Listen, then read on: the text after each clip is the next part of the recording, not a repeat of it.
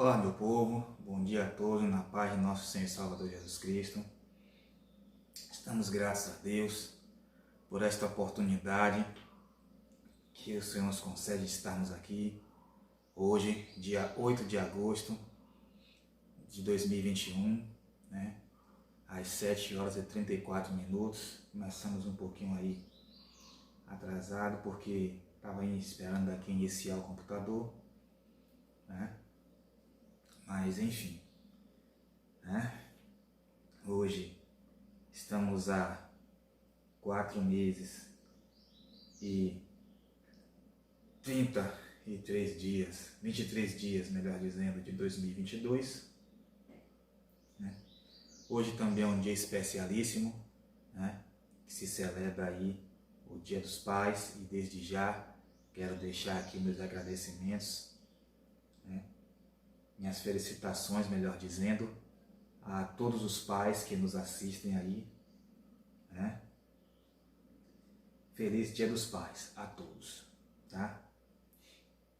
Ontem pela tarde eu estive com meu pai, pude vê-lo, né? E hoje estamos aqui para mais uma live da EBD, a nossa já oficialíssima live da EBD.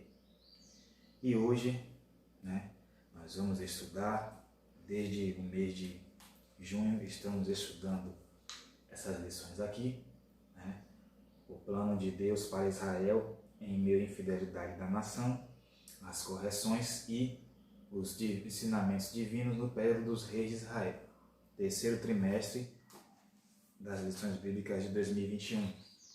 E aqui, nós temos aqui a lição de número 6, o profeta Elias e Eliseu, seu sucessor. Né?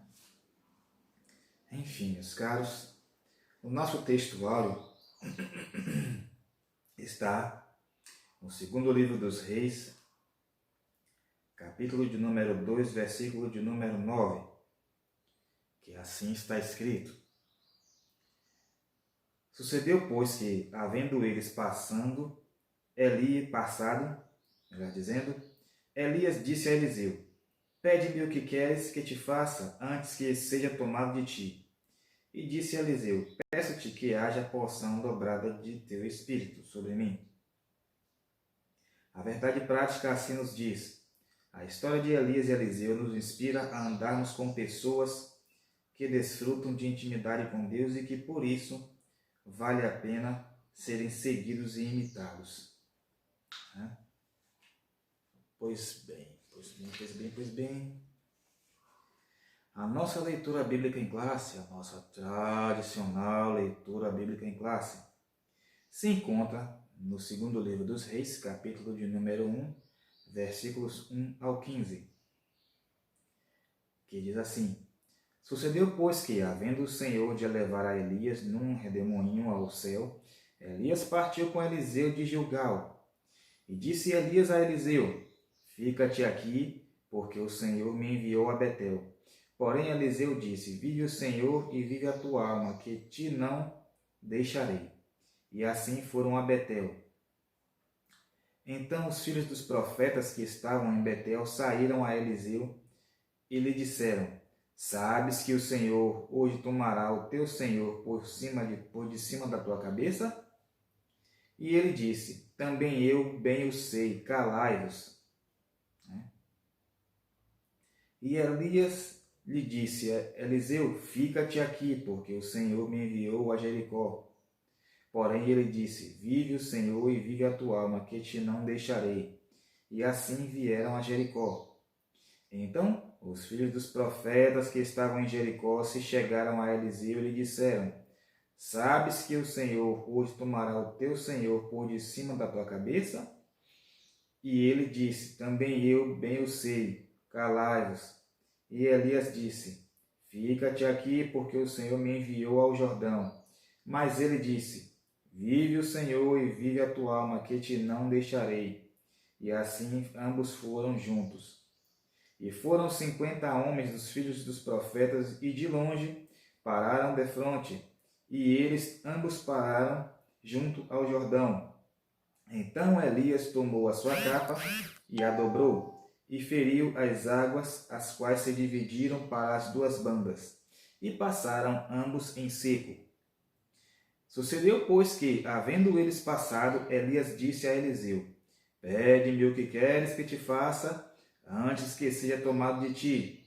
E disse Eliseu: Peço-te que haja porção dobrada do teu espírito sobre mim. E disse: Coisa dura pediste. Se me vires quando for tomado de ti, assim se te fará. Porém, se não, não se fará. E sucedeu que, indo eles andando e falando, e eis que um carro de fogo, com cavalos de fogo, os separou um do outro. E Elias subiu ao céu num redemoinho. O que, vendo Eliseu, clamou: meu pai, carros de Israel e seus cavaleiros. E nunca mais o viu. E, tomando das suas vestes, as rasgou em duas partes. Também levantou a capa de Elias que lhe caíra, e voltou e parou à borda do Jordão. E tomou a capa de Elias que lhe caíra, e feriu as águas, e disse: Onde está o Senhor, Deus de Elias? Então feriu as águas, e se dividiram elas para uma e outra banda, e Eliseu passou. Vendo-o, pois, os filhos dos profetas que estavam defronte em Jericó, disseram: O espírito de Elias repousa sobre Eliseu. E vieram-lhe ao encontro e se prostraram diante dele em terra. Nossa irmã Viviane Andrade, seja bem-vinda, minha cara. Seja muito bem-vinda, nossa irmã Viviane Andrade, aí que é cadeira cativa, aqui nas nossas lives da EBD. Amém, irmã Viviane. Pois bem, meus caros, antes de mais nada, peço a você desde já que dê uma batida lá no nosso canal no YouTube, EBD Palavra Viva, tá? Se inscrevam lá, ativem as notificações, pois precisamos atingir 1000 inscritos para transmitir também pelo YouTube, tá?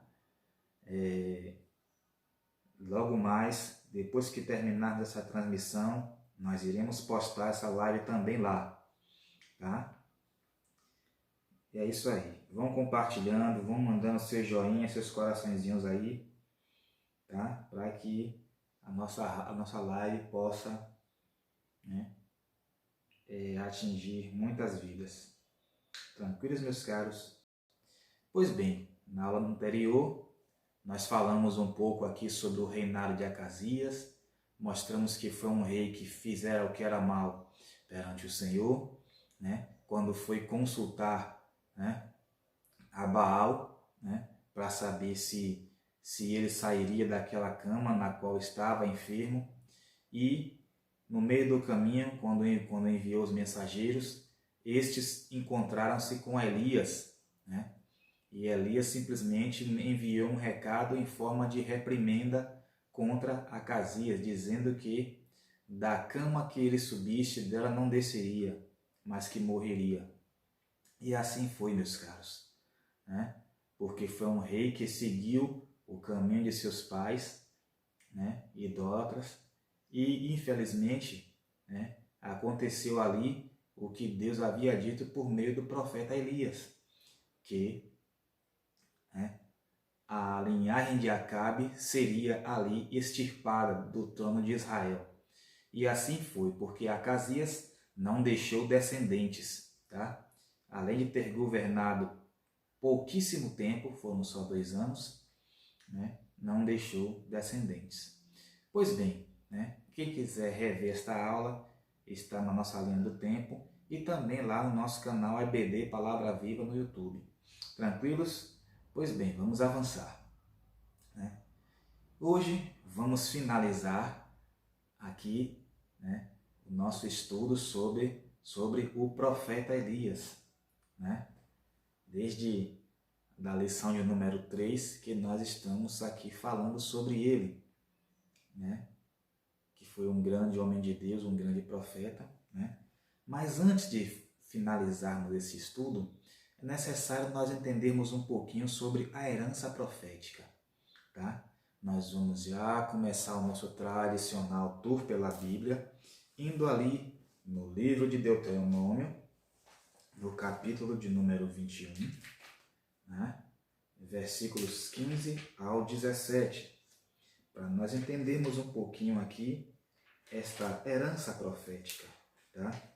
E a partir daqui, nós vamos entender o porquê que Eliseu pediu porção dobrada da virtude do Espírito que estava sobre Elias, tá? Pois bem, vamos lá. Fala sobre o direito de primogenitura. Quando um homem tiver duas mulheres, uma a quem ama e outra a quem aborrece, e a amada e a aborrecida lhe derem filhos, e o filho primogênito for da aborrecida, será que, no dia em que fizer herdar a seus filhos, o que tiver, não poderá dar a primogenitura ao filho da amada, adiante do filho da aborrecida, que é o primogênito. Mas ao filho da aborrecida reconhecerá por primogênito, dando-lhe dobrada porção de tudo quanto tiver, porquanto aquele é o princípio da sua força.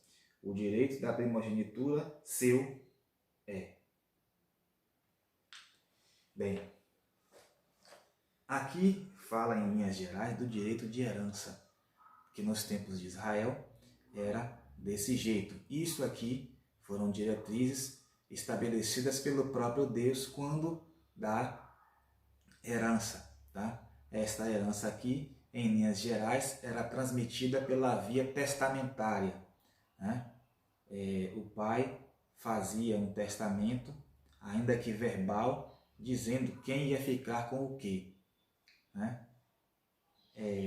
Mas já havia alguns casos de testamento por escrito, tá? Mas em linhas gerais, a primogenitura era um direito de herança, né? E aqui, meus caros, nós vamos entender já já o porquê que nós trouxemos esta breve nota introdutória, tá? Pois bem, como dissemos, nós vamos finalizar aqui, né, o estudo sobre o profeta Elias, né? Já sabemos que o profeta Elias era um profeta de Deus, e isso está lá no livro, né, no primeiro livro dos Reis, no capítulo de número 17, né, e o versículo de número 24, né, episódio no qual Elias, né, realizou lá aquele milagre, né, em prol da viúva de Sarepta. E lá nós vimos ela dar o seu testemunho acerca do profeta, que é exatamente a passagem que nós ler aqui agora, tá? Primeiro livro dos Reis, 17, 24, que assim está escrito. Então a mulher disse a Elias: nisto conheço agora que tu és homem de Deus, e que a palavra do Senhor na tua boca é verdade. Viram aqui? Então aqui nós vemos claramente que Elias era de fato um profeta de Deus, né? Isso ele próprio testemunhou quando nós vimos lá, né, o famoso desafio no Monte Carmelo, né, contra os profetas de Baal e de Aserá, e que Elias orou dizendo, né, fique todo Israel sabendo que tu, Senhor, és Deus em Israel, e que eu sou teu servo, e que segundo essas palavras fiz todas essas coisas, né? Enfim, então, meus caros, nós vemos aqui que Elias, de fato, era um profeta de Deus, um homem levantado por Deus, um baluarte, um líder que era referencial em sua época, né? E que até hoje continua sendo, né?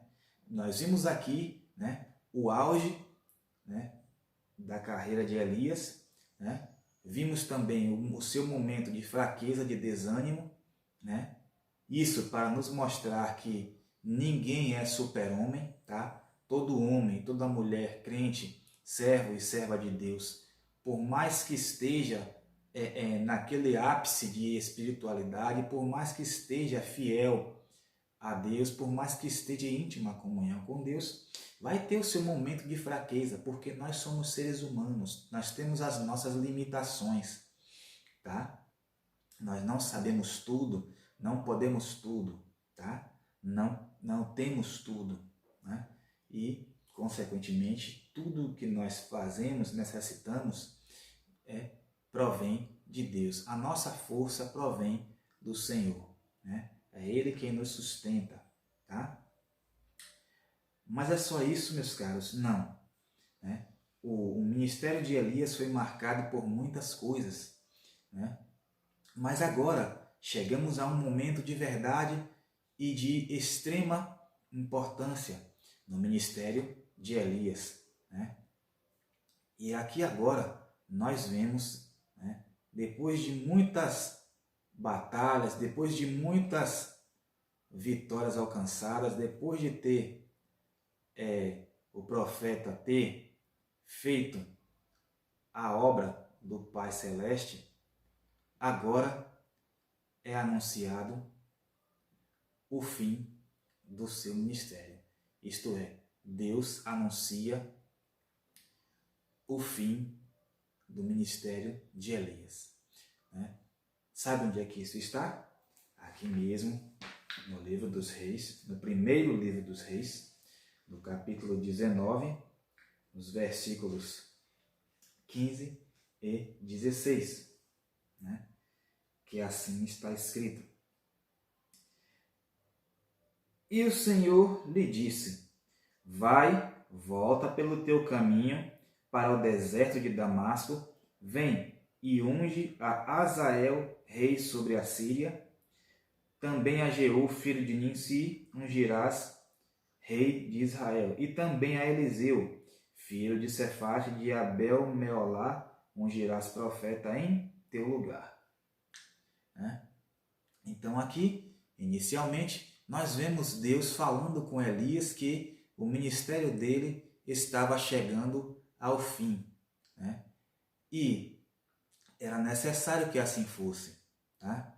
Porque, primeiramente, meus caros, a primeira coisa que nós vemos aqui é que Deus quer nos mostrar que ninguém é insubstituível, tá?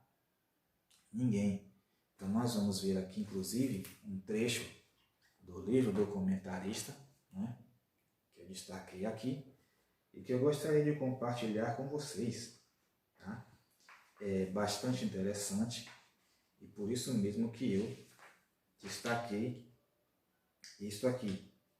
Olha o que ele nos diz.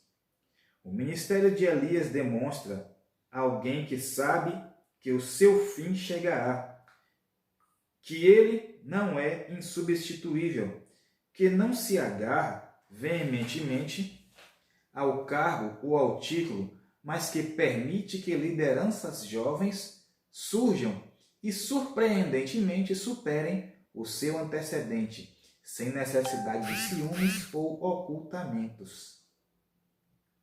Tá? Pois bem, né? Mas vamos, ao longo da aula, esmiuçando isso aqui, tá? Pois bem, meus caros, e como nós dissemos, né, Elias agora ele está meio que passando o bastão, vamos assim dizer, né, para Eliseu. Mas ainda havia uma última missão, né? E que missão era esta? Primeiro, ele tinha de ungir, né? Ele tinha de ungir a Azael, rei sobre a Síria, né? Detalhe,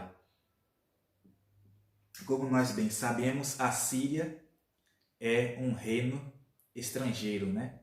O rei era um rei estrangeiro, né? Elias não era um profeta apenas de Israel, era um profeta das nações, tá? Então, ele também profetizava a outros povos. E aqui nós vemos agora, já no desfecho derradeiro da sua carreira ministerial, Deus mandando Elias ungir a um rei estrangeiro. Grande André Bala, bom dia, meu amigo. Deus te abençoe também, meu caro. Feliz Dia dos Pais aí para você. Tudo de bom, deixa eu assinar aqui para você. Tudo de bom aí na sua vida, saúde, né? E que você possa aí, né, ver os filhos dos seus filhos, isto é, seus netos, né? Feliz Dia dos Pais para você, meu amigo. Deus continue abençoando também, né? Muito feliz com a sua presença aqui. Então, meus caros, nós vemos aqui que o profeta Elias, agora, ele estava a ungir um rei estrangeiro, né? É só isso? Não. Vemos também aqui, né, ele ungindo agora ao próximo sucessor ao trono, Jeú, né, o rei de Israel, mais especificamente o rei dos reinos do norte, que sucedeu a Acasias, tá? Inclusive foi pelos esforços de Jeú, né, que o culto a Deus foi restabelecido em Israel, né? Com Elias veio o fim, né, do culto a Baal e foi consolidado no reinado de Jeú. Inclusive foi Jeú quem ordenou a morte de Jezabel, né? Nós vemos isso lá já no segundo livro dos reis, tá? Então, meus caros, ainda havia esta última missão, né, que Elias deveria realizar, né? E nós vamos ver isso mais claramente, sabe onde? No versículo 19, aqui do capítulo 19 do primeiro livro dos reis, né? Olha o que nos diz a passagem. Partiu, pois, Elias dali e achou a Eliseu, filho de Safate, que andava lavrando com 12 juntas de boi adiante dele. E ele estava com a 12ª. Elias passou por ele e lançou a sua capa sobre ele. E aqui nós vemos agora, né, aqui simbolicamente, o ato de passar a capa por cima era um ato simbólico, tá, de dizer que agora Eliseu, assim como como os demais profetas, estavam sendo chamados ao santo ministério de profeta, tá? Foi o que aconteceu ali, né? Elias, que era o mestre, e Eliseu, seu discípulo, né? Agora os dois estavam ali, né? Elias estava convocando oficialmente Eliseu para assumir esta missão, né? A última missão do profeta Elias, tá? Mas aqui agora, meus caros, falamos mais cedo e também nas aulas anteriores que o ministério de Elias foi marcado por altos e baixos, né? Altos e baixos, como já dissemos, né? Ele vivia um momento de desânimo, de frustração, porque, né, ele era a resistência contra o sistema imperialista do reinado de Acabe, né? E nós vimos ali, né, que Elias pelejou uma peleja contra o sistema de Baal, né, a adoração a Baal, por mais de 20 anos. Não esqueçamos que o reinado de Acabe durou 22 anos, tá? Dos anos 874 até 852 a.C., tá? Nós já vimos isso aqui, né? E 22 anos é muito tempo, né? Foi uma batalha muito longa. E isso causa desgastes físicos e também emocionais e psicológicos. E Elias viveu esse momento de desgaste, né? Chegando até mesmo a questionar a sua própria existência. Quando ele diz: Senhor, mataram todos os profetas, os teus profetas, e só eu fiquei e agora buscam a minha alma, né? Então, naquele momento ali, vimos, né, Deus consolando o profeta Elias, dizendo a Elias para ele ter bom ânimo e tal, e que ainda haviam outros remanescentes, né? Haviam 7.000 que ainda não haviam se dobrado perante Baal, né? Nós vimos tudo isso aqui. Mas o auge, né, do profeta Elias não foi o embate com os profetas de Baal. Também não foi o momento em que Elias ressuscitou o filho da viúva, né? Também não foi o milagre que ele realizou com a farinha de trigo lá, né? Que multiplicou a farinha da viúva de Sarepta, né? Que nós vimos aqui, né? Também não foi o momento em que ele dizimou os 102 homens de Acasias, né?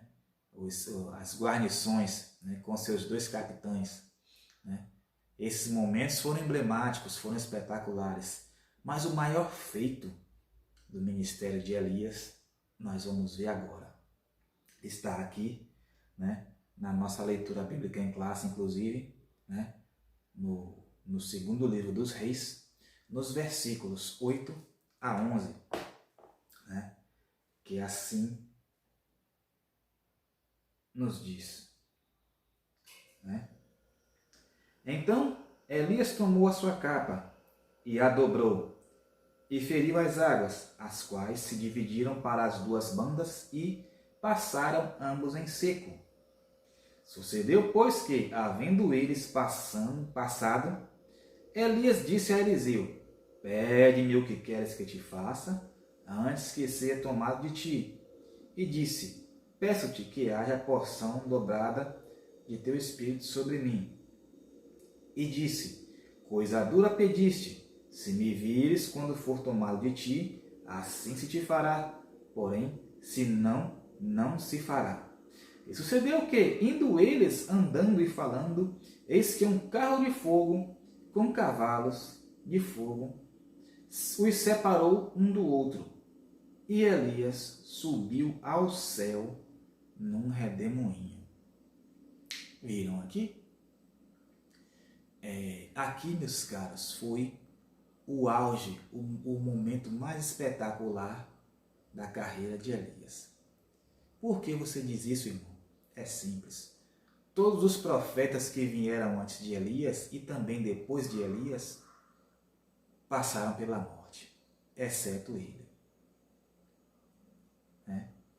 Elias foi o único profeta que não experimentou a morte.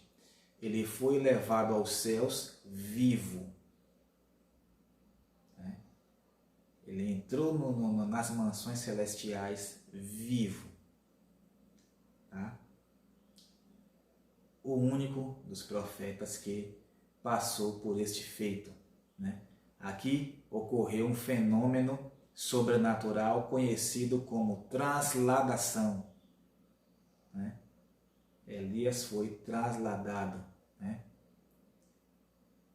Ele foi levado aos céus ainda vivo, tá? Então, meus caros, semelhantemente, este evento aconteceu de forma semelhante também, né, com um outro homem, Enoque, né, um dos patriarcas. Embora não tenha sido profeta, ele passou por este fenômeno, né, mas não da forma como foi aqui descrito, né, em relação ao profeta Elias. No caso de Enoque, a Bíblia simplesmente diz que andou Enoque com Deus 300 anos e foram todos os seus dias 365 anos. E depois disto, diz a Bíblia, ninguém mais o viu, porque Deus para si o tomou. Né? Pois bem. E também o nosso Senhor Jesus Cristo, quando da sua ressurreição, ele deu as instruções derradeiras aos discípulos e depois disso, ele subiu aos céus em uma nuvem, né? Então, meus caros, nós vemos aqui que o auge da carreira do profeta Elias foi exatamente o seu final, né? E aqui, curiosamente, nós vemos se cumprir algo que foi falado por Salomão lá em Eclesiastes, capítulo de número 7, versículo 8, que diz que melhor é o final das coisas do que o seu início, né? Aqui nós vemos, né, o desfecho, o fim da saga de Elias, um fim épico, né? Por quê? Porque Elias foi tomado vivo. Era um homem tão digno que Deus achou por bem de não deixá-lo experimentar a morte, né? Ele foi arrebatado vivo. E aqui agora, depois desse feito, né, nós vemos que quando Elias vai subindo, né, ele deixa cair a capa, né? E Eliseu, a mesma capa que ele usou para ungir Eliseu, né, agora ele deixa cair essa capa, né? Em outras palavras, Elias passa o bastão, né, ou melhor, a capa para Eliseu, né? Enfim, né? Só os fortes entenderão essa figura da passagem do bastão, né? Enfim. Mas um outro ponto importante que convém nós destacarmos aqui era a amizade entre os profetas, né? Isso está lá em 1 Reis 19, versículos 20 e 21, né? Que assim nos diz a passagem. Então deixou ele os bois e correu após Elias e disse: deixa-me beijar a meu pai e a minha mãe, e então te seguirei. E ele disse: vai e volta, porque que te tenho eu feito? Voltou, pois, de atrás dele, e tomou uma junta de bois, e os matou, e com os aparelhos dos bois cozeu as carnes e as deu ao povo e comeram. Então se levantou e seguiu a Elias e o servia. E também está aqui, nós vemos, né? Já lemos a passagem em 2 Reis, capítulo 2, versículo 11. Né? Nós já lemos aqui, né? Que fala exatamente do momento em que os dois estavam andando e conversando um com o outro, né? Não, a Bíblia não diz exatamente o que estavam conversando neste meio tempo, mas provavelmente, aqui acredito eu, aqui agora é uma conjectura, acredito eu que talvez Elias estivesse falando para Eliseu de como foi bom tê-lo como amigo, um companheiro ao lado, né? Enfim, porque Elias era um homem que se sentia bastante solitário. Elias não tinha mulher e não tinha filhos, né? O filho ilustre que Elias tinha era Eliseu, né? Foi o filho que ele nunca teve, né? Podemos assim dizer, né? Que inclusive Eliseu era muito mais jovem do que Elias, né? Elias tinha idade suficiente para ser pai de Eliseu, né? Então, aqui nós vemos a amizade, né? Mais que isso, né? Era uma comunhão não só entre amigos, não só entre mestre e discípulo, mas também como pai e filho, né? Inclusive, aqui nós vemos aqui a Bíblia falando, neste contexto da leitura bíblica em classe, sobre os filhos dos profetas. Esses filhos dos profetas aqui, na verdade, são os aprendizes de Elias e, posteriormente, de Eliseu, né? Que eram aqueles profetas que estavam aprendendo o ofício de profetas lá na escola, né? Aquela escola de profetas que outrora fora fundada por Samuel e que fora aperfeiçoada nos dias de Elias e de Eliseu, né? Enfim, né? E nós vemos aqui, né? E além disso, podemos ver também que, além do carinho, do afeto que provavelmente Elias estava demonstrando para com Eliseu naquela conversa, acredito eu também que ele tivesse passando para Eliseu as instruções derradeiras de como ele deveria manter a sua fidelidade para com Deus, né? E falando em fidelidade, a fidelidade de Eliseu em relação ao profeta Elias era bastante visível. Nós vemos isso aqui na leitura bíblica em classe, né? No segundo livro dos Reis, capítulo 2, nos versículos 1 e 2. Olha o que nos diz a passagem. Sucedeu, pois, que, havendo o Senhor de elevar a Elias num redemoinho ao céu, Elias partiu com Eliseu de Gilgal. E disse Elias a Eliseu: Fica-te aqui, porque o Senhor me enviou a Betel. Porém Eliseu disse: Vive o Senhor e vive a tua alma, que te não deixarei. E assim foram a Betel. Observe aqui que eles estavam sempre juntos. É como se Eliseu estivesse dizendo para Elias: Elias, eu estou contigo para o que der e vier, né? Aonde você for, eu vou também, né? Enfim, se tiver de morrer contigo, eu morro contigo também, morremos juntos, né? Enfim, aqui mostra a fidelidade, né, de Eliseu, não apenas para com Deus, mas também para com o homem de Deus, o seu mestre, né? Enfim, e eles estavam justamente lá em Gilgal, né? Quando eles tiveram a conversa, a primeira conversa, né? Que ali Deus anunciou a Elias que seu ministério chegaria ao fim. E ali também Elias agora passava a notícia a Eliseu e aos seus demais aprendizes, né? Tanto que no meio da leitura nós vamos ver os filhos dos profetas, está aí já no versículo 3, né? Que ele fala assim: sabes que hoje o Senhor tomará o teu Senhor, o teu mestre, por cima da tua cabeça, né? E no momento assim Eliseu até foi meio áspero, né, com ele, né? Eu sei disso, fique na sua, cale a boca. Em outras palavras, né? Vocês vão ver aí no versículo 3 aí, né? Enfim, mas Gilgal era um lugar de boas lembranças, até porque lá no livro de Josué, né?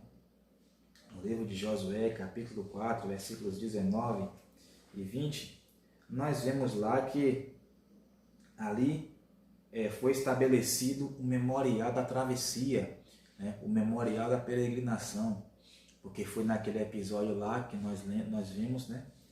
Quando Josué acampou com o povo naquela região ali, eles ali estabeleceram o memorial da peregrinação ou da travessia, né? Que narra a saída do povo hebreu do Egito rumo à terra prometida. Isso está lá no capítulo 4, versículos 19 e 20 do livro de Josué, tá? E também lá em Gilgal, os israelitas foram circuncidados, né? E onde celebraram também ali a primeira Páscoa, já ali, né? E ali também, né, segundo a história, começava já a ganhar mais corpo, né, a ordem levítica, né? Porque foram instituídas na época de Moisés, né? Lá juntamente com Arão, e agora essa ordem levítica foi sendo aperfeiçoada nos dias de Josué, né? Aqui nós vemos a circuncisão, a celebração da primeira Páscoa, né? Que é o memorial, né? Que remonta à ideia da peregrinação, né? Enfim, isso está lá também no livro de Josué, capítulo de número 5, versículos 1 a 10. Como a leitura é um pouco extensa, não vamos ler aqui, tá? Pois bem, vamos avançar. Chegamos agora a um momento de verdade, né? A hora da verdade, né? Antes de partir, Elias e Eliseu tiveram um último momento de conversa. E nesse momento, Elias chega para Eliseu e diz: pede-me o que queres. Estamos aqui no versículo 9, tá? Pede-me o que queres que te faça, antes que seja tomado de ti. E aqui agora, neste momento, Eliseu, que não é nem um pouco besta, né, andou com Elias durante todos esses anos, né, e viu Elias realizar muitos feitos extraordinários. É porque assim, a Bíblia não dá exatamente o espaço de tempo do convívio entre Eliseu e Elias, né? Mas não foi algo assim, sabe? Do nada. Eliseu já era discípulo de Elias, antes mesmo do momento em que Elias passou sobre ele a capa, tá? Eliseu já era discípulo, né? Ele estava ali como um daqueles filhos dos profetas que integravam lá a escola, né? Eram aprendizes de Elias, né? E agora, né, não foi por acaso que Eliseu foi ungido a profeta, né? Não foi assim, né? Deus não chama pessoas despreparadas, tá? Tenham em mente isso. Ele sempre vai preparar as pessoas para, depois de preparar, chamar, né? E assim foi com Eliseu, tá? Eliseu, ele já era um jovem estudante lá do ofício de profeta, né? E agora, né, quando Elias estava chegando ao fim do seu ministério, ele recebe a ordem de Deus para, né, ungir a Eliseu, profeta, em seu lugar.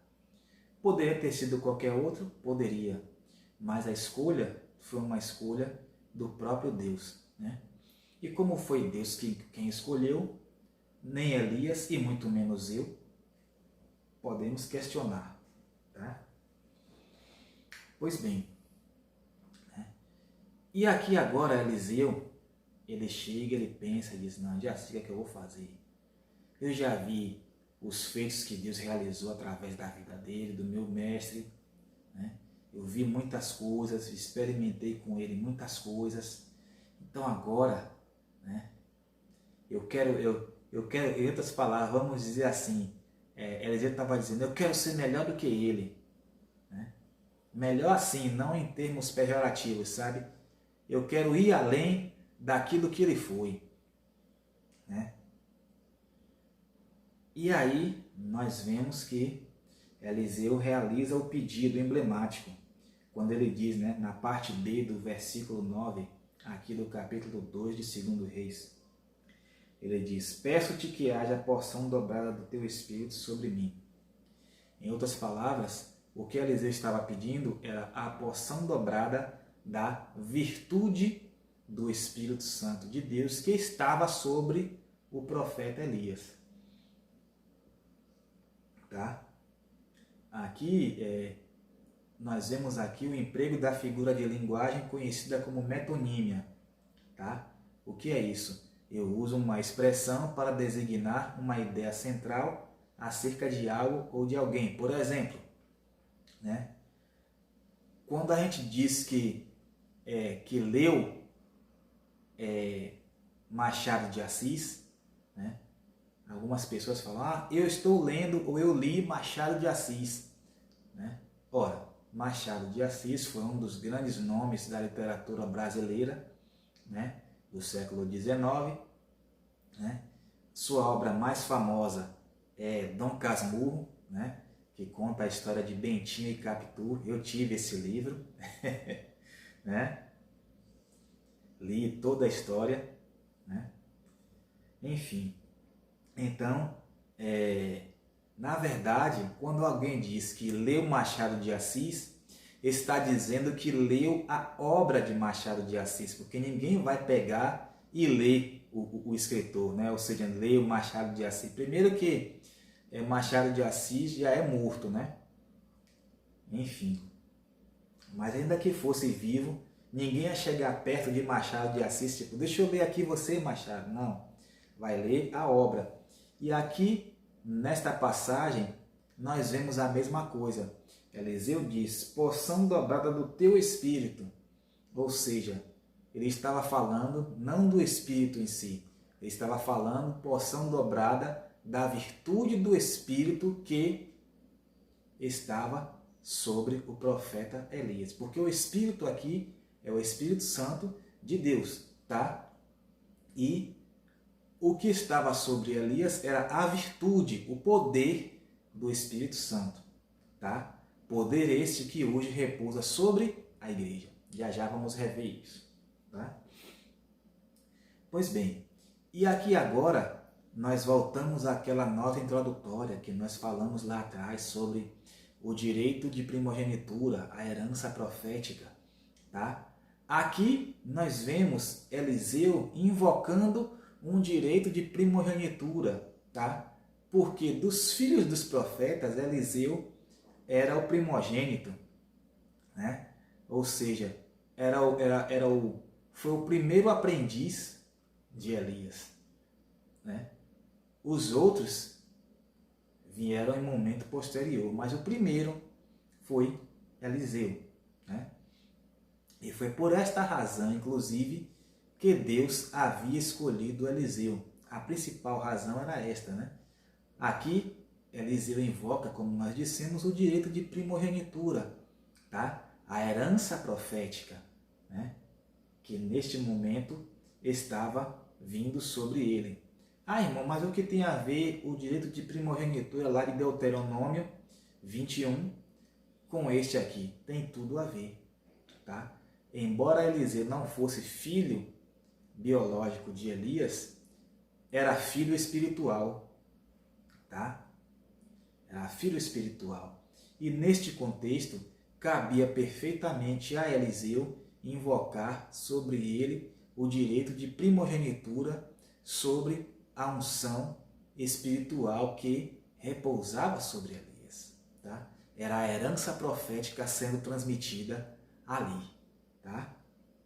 Então, meus caros, nós vemos agora aqui, por isso que eu falei, segura isso aí que daqui a pouco a gente retoma, tá? Para explicar este fenômeno que aconteceu aqui. E Elias falou, dura coisa você me pediu, porém, se tu me vires quando eu for tomado de ti, do jeito que pediu será feito. Se, porém, não vires, aí não se fará, né? Então, Eliseu aqui, fico bem atento. O primeiro ponto que nós destacamos aqui é isso, tá? Eliseu ficou bem atento à situação. E nós destacamos outro trecho aqui, no livro do comentarista, que narra bem isso que nós estamos falando. Olha o que nos diz o trecho.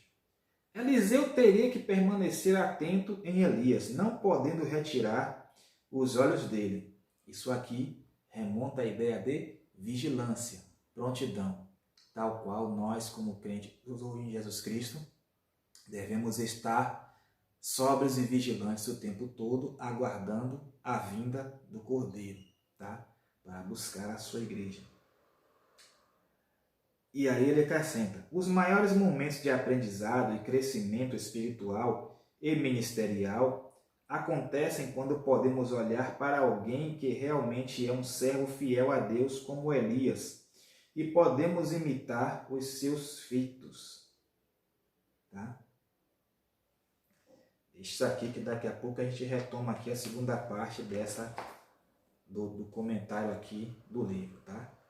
Tem mais coisa, deixei aqui para o momento certo. Vamos por etapa. Então, meus caros, nós vimos ali que agora, né, Eliseu estava o tempo todo atento. Não, para eu receber a virtude do Espírito, eu tenho que ficar vigiando, eu tenho que ficar de prontidão, eu tenho que ver o momento exato que ele vai ser tomado, né?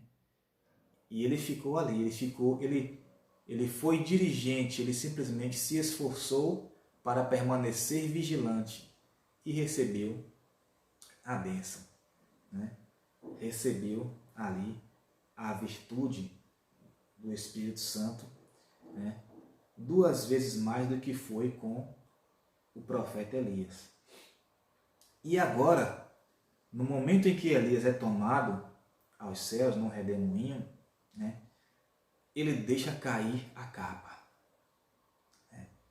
A capa aqui agora estava a chancelar o ministério do profeta Elias, né? E nós vamos ver isso aqui, sabe onde? Aqui mesmo, no 2º livro dos Reis, né? no capítulo 2, versículos 14 e 15. E tomou a capa de Elias, que lhe caíra, e feriu as águas, e disse: onde está o Senhor, Deus de Elias? Isso aqui é uma pergunta, né? Uma pergunta bastante emblemática. Aqui nós vemos já de início que Eliseu estava agora querendo que Deus se revelasse para ele, tal qual se revelou ao profeta Elias. E aqui Deus se revela para Eliseu de uma forma emblemática, né? Então feriu as águas e se dividiram elas para uma e outra banda, e Eliseu passou. Ou seja, né? O rio estava se fechando em volta de Eliseu, né? E aqui, meus caros, já fica uma outra lição, né? Às vezes estamos cercados pelas lutas, pelas tribulações, né? O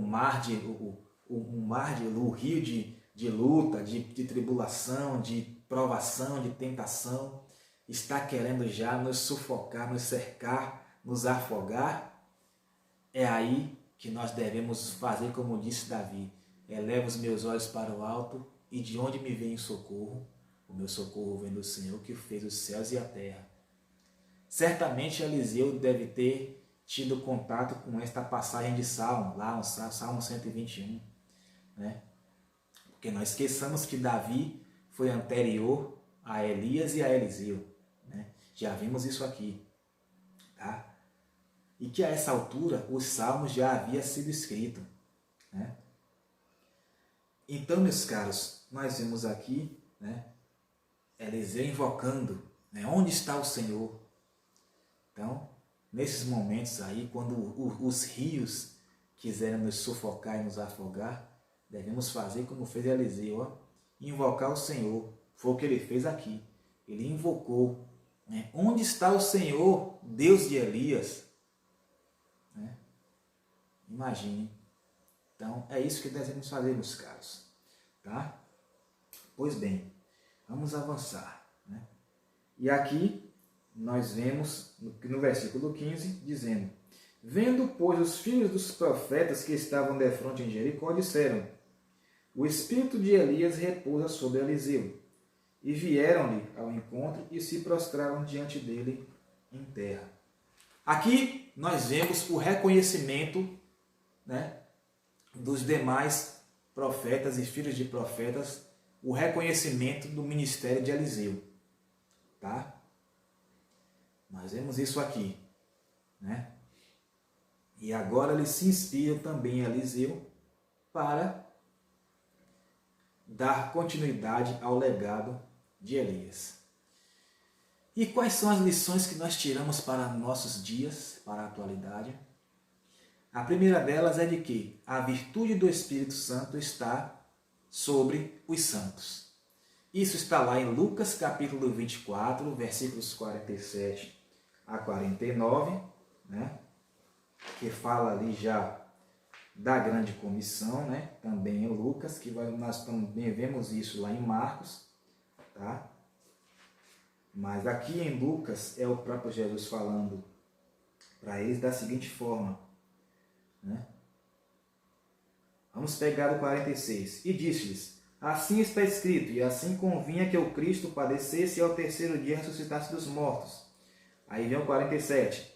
E em seu nome se pregasse o arrependimento e a remissão dos pecados em todas as nações, começando por Jerusalém. E dessas coisas sois vós testemunhas. E eis que sobre vós envio a promessa de meu Pai.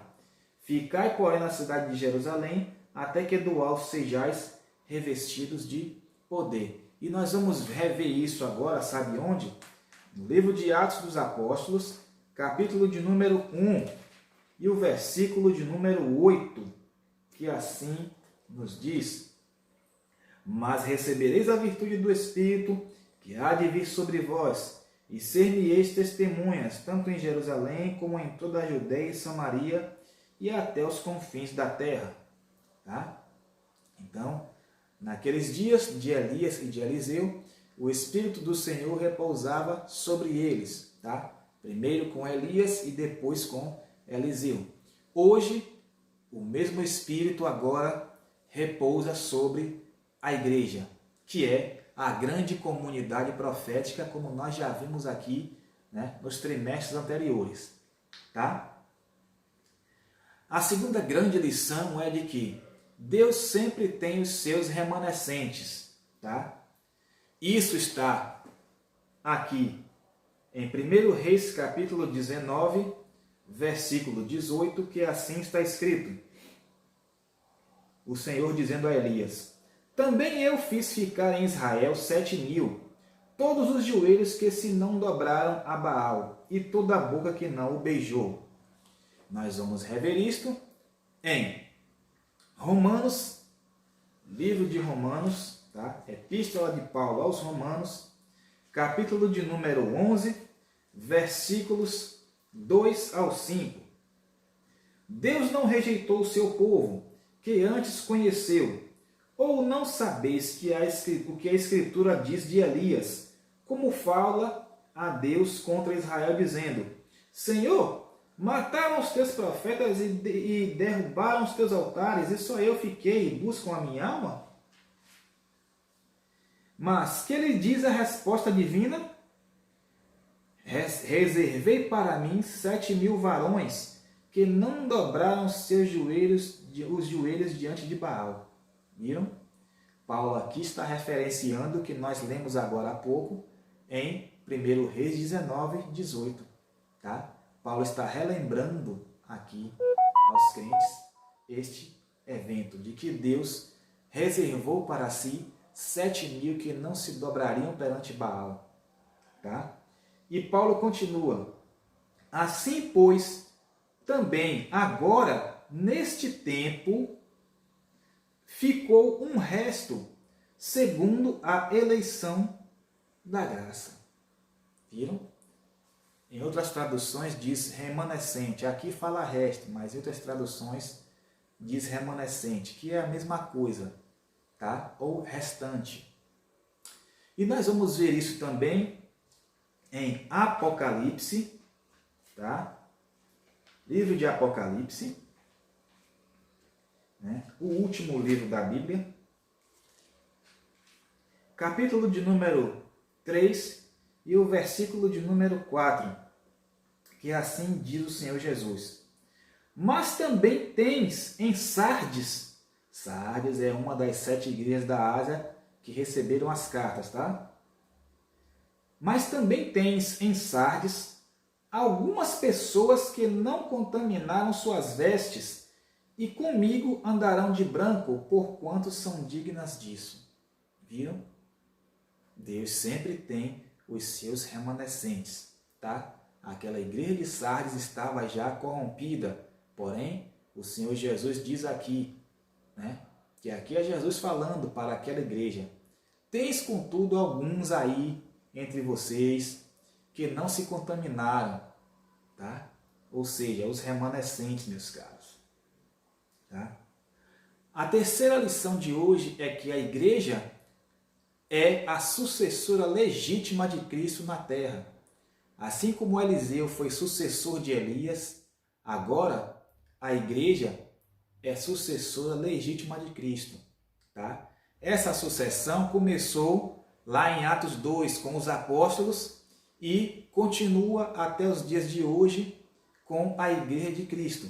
Isso está em João, capítulo 15, tá? Livro de João, capítulo de número 15, né? Versículos 8 e 16. Né? Nisto é glorificado meu Pai, que deis muito fruto, e assim sereis meus discípulos. Né? E o 16. Não me escolhestes vós a mim, mas eu vos escolhi a vós, e vos nomeei, para que vades e deis fruto, e o vosso fruto permaneça, a fim de que tudo quanto em meu nome pedirdes ao Pai, Ele vos conceda. Tá? Então aqui, a parte que nós destacamos é esta, para que vá e dê fruto. Tá? Aqui, em linhas gerais, está falando da grande comissão, tá? Da igreja sair para levar as boas novas de salvação, tá? E nós vamos ver isso também, sabe onde? Primeira epístola do apóstolo São Pedro, tá? No capítulo de número 2 e o versículo de número 9. Olha o que nos diz a passagem. Mas vós sois a geração eleita, o sacerdócio real, a nação santa, o povo adquirido, para que anuncieis as virtudes daquele que vos chamou das trevas para a sua maravilhosa luz. Viram? Aqui está, né? A igreja é a sucessora legítima de Cristo aqui na terra. A nação santa, o povo eleito, tá? Sacerdócio real.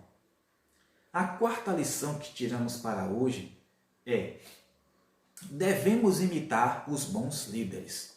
E isso está em primeira carta de Paulo aos Coríntios, capítulo de número 11, e o versículo de número 1, que Paulo vai nos dizer o seguinte, tá? Ele vai nos exortar a imitarmos o exemplo dele, né? Que foi um grande líder, um grande homem de Deus. Querem ver? Aqui. Versículo 1 do capítulo 11 da primeira carta aos Coríntios. Olha o que Paulo diz. Sede meus imitadores, como também eu de Cristo. Paulo está dizendo aqui, olha, assim como eu tenho imitado o exemplo de Cristo, sigam o meu exemplo, tá? Sigam o meu exemplo. Vocês não estão vendo aqui? Eu estou imitando Cristo. Então, se eu estou imitando Cristo, façam como eu estou fazendo. Imitem também a Jesus Cristo. É o que Paulo está dizendo. Tá? Então, meus caros, e nós vamos ver isso também, sabe onde? Hebreus, capítulo de número 13 e o versículo de número 7. Lembrai-vos dos vossos pastores que vos falaram a palavra de Deus, a fé dos quais imitai, atentando para a sua maneira de viver. Viram? Então aqui, né, seguir os bons exemplos, tá? Os exemplos de bons líderes, né? De bons líderes. E sobre isto, a segunda etapa que eu te falei, que eu vos falei, né, está aqui. Olha o que o comentarista diz. Paulo pôde, como um apóstolo fiel ao Senhor, dizer: sede meus imitadores, como também eu de Cristo. 1 Coríntios 11, 1. Né? E aí, ele vem aqui agora e diz o seguinte: líderes inspiradores e comprometidos com a palavra de Deus são o maior legado de uma nação, instituição ou denominação. Viram? Então, meus caros, é de extrema importância isto. E por último, mas não menos importante, a ascensão de Elias, figura do arrebatamento da Igreja de Cristo. Isto está em 1 Coríntios capítulo 11, tá? Ou melhor, 1 Coríntios capítulo 15 É porque eu falei 11 porque eu estava na mente ainda do anterior, tá? Mas é 1 Coríntios capítulo 15, já estamos terminando, tá? Estamos no horário. Né? Capítulo 15, versículos 50 ao 52. Que assim está escrito: E agora digo isto, irmãos, que carne e sangue não podem herdar o reino de Deus, nem a corrupção mas a incorrupção. Eis aqui vos digo um mistério, na verdade. Na verdade, nem todos dormiremos, mas todos seremos transformados. No momento, num abrir e fechar de olhos, ante a última trombeta, porque a trombeta soará e os mortos ressuscitarão incorruptíveis e nós seremos transformados. E isso também nós vamos ver lá na primeira carta do apóstolo São Paulo aos Tessalonicenses, tá? No capítulo de número 4, versículos 16 a 18, tá? Que diz assim: Porque o mesmo Senhor descerá do céu com alarido e com voz de arcanjo, e com a trombeta de Deus, e os que morreram em Cristo ressuscitarão primeiro. Depois nós, os que ficarmos vivos, seremos arrebatados juntamente com eles nas nuvens, a encontrar o Senhor nos ares, e assim estaremos sempre com o Senhor. Portanto, consolai-vos uns aos outros com essas palavras. E aqui finalizamos a nossa live da EBD de hoje, tá? Queremos desde já agradecer a vocês que nos assistiram, né? Desejar a vocês aí um ótimo domingo, um ótimo Dia dos Pais, àqueles que são pais, tá? E é isso. Tá vendo, irmã Viviane? Tá vendo?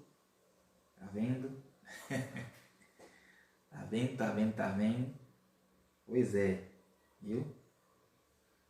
A gente se esforça, nem sempre, né? Mas enfim, né? Estamos graças a Deus por este domingo, né? E desejo a cada um de vocês que continue se cuidando, tá? Não passou ainda a pandemia, evitem aglomerações. E no mais, fiquem com Deus. E se Deus permitir, semana que vem estamos de volta. Tranquilos? Fui!